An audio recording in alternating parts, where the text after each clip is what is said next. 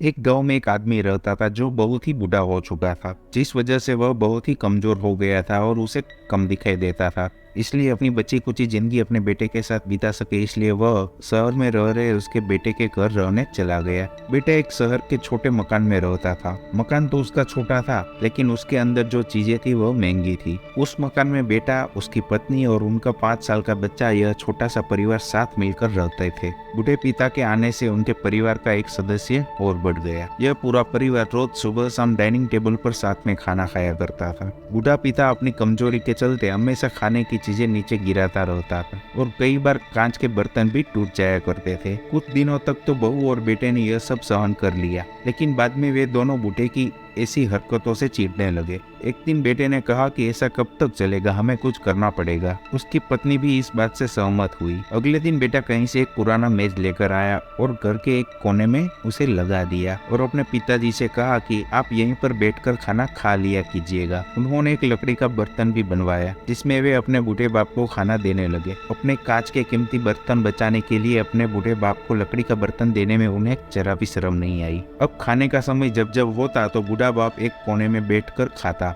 और बाकी का परिवार डाइनिंग टेबल पर खाना खाया करता। डाइनिंग टेबल पर बैठे बैठे दोनों पति पत्नी कभी कभी अपने बूढ़े बाप की तरफ देख लिया करते। बूढ़े बाप की आंखों में उन्हें आंसू भी नजर आते, मगर उन पर जैसे कोई असर ही नहीं होता। बूढ़े का पोता भी यह नजारा हमेशा देखता और वह अपने में ही खोया रहता। एक दिन जब पति पत्नी डाइनिंग टेबल पर बैठकर खाना खा रहे थे, तब उनका बच्चा जमीन पर बैठकर कुछ कर रहा था। उन दोनों ने बच्चे के हाथ में लकड़ी का टुकड़ा देखा, लेकिन उन्हें कुछ समझ में नहीं आया कि बच्चा लकड़ी के टुकड़े के साथ क्या कर रहा है। जब बच्चे के पिता ने उसे पूछा कि बेटा आओ खाना खा लो, तुम नीचे बैठकर क्या कर रहे हो, तब बच्चे ने भोलेपन से कहा, अरे मम्मी पापा, मैं आप दोनों के लिए लकड़ी का बर्तन बना रहा हूँ ताकि आप लोगों को जब आप बूढ़े हो जाओ तब उसमें खाना दे सको। अपने नादान बेटे द्वारा दी गई यह सहज बात दोनों के दिल में तीर की तरह उतर गई। दोनों एक दूसरे का चेहरा निहारने लगे। बिना कुछ कहे दोनों की आंखों में पानी आ गया और उन्हें अपने भविष्य की किताब अपने सामने खुलती हुई नजर आई। उन्हें समझने में ज्यादा देर ही नहीं लगी कि अब उन्हें